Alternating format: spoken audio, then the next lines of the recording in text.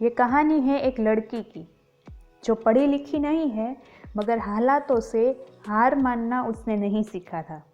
कोई भी मुसीबत आए वो लड़ना जानती थी।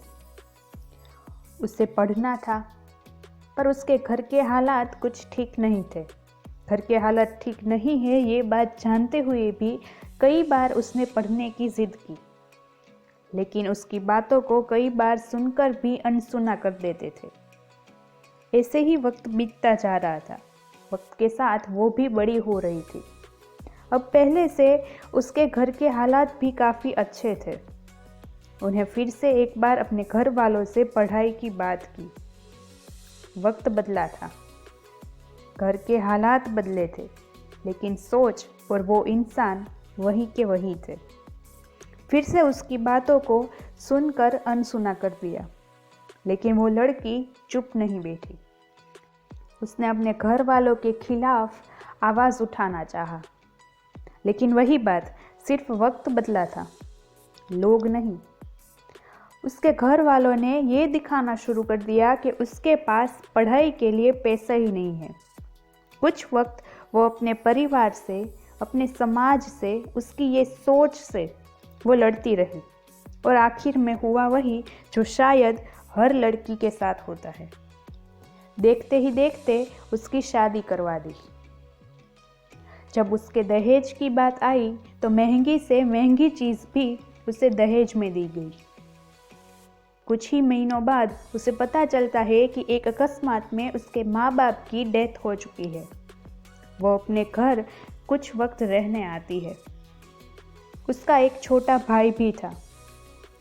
वो अपने छोटे भाई को अपने ससुराल लेकर अपने साथ उसे रखना चाहती थी, मगर उसके ससुराल में ये बात किसी को भी मंजूर नहीं थी।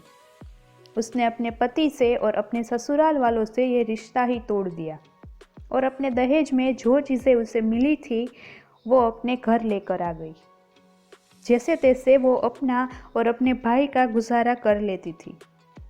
अब वो वक्त आता है जब उसके पास कुछ नहीं बचा था। वो अपने दहेज में दी गई चीज़ों को बेचना शुरू करती है और अपने लिए एक अच्छा काम ढूंढना भी शुरू करती है।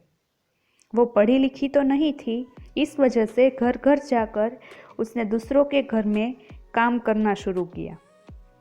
1-2 महीनों तक ऐसे ही चलता रहा। जैसे तैसे वो अपने दहेज में दी गई चीज़ों को बेचती है और अपना और अपने भाई का गुजारा वो करती रही। पर यह सब आखिर कब तक चलता? एक वक्त ऐसा आया कि ना अब उसके पास कोई ऐसी चीज़ बची थी कि जो वो बेचकर अपना एक दिन का भी गुजारा कर सके, और जहाँ वो काम करती थी उन लोगों ने भी उसकी कोई मदद ना करके उसकी हिम्मत ही तोड़ दी थी। वो लड़की सिर्फ यही सोचती रही कि शायद वो आज पढ़ी लिखी होती तो आज उसे दूसरों के सहारे की ज़रूरत नहीं होती। कुछ लोग आके हमें ये कह दे कि बेटियों को पढ़ाना नहीं चाहिए, तो हमें भी लगता है कि ये बात सही है। आखिर बेटियों को पढ़ा के क्या करेंगे? लेकिन वही लोग कल को ये कह दे कि बेटियों को दहेज नहीं देना चाहिए, तो वही लोग हमारे लिए बुरे बन जाते हैं।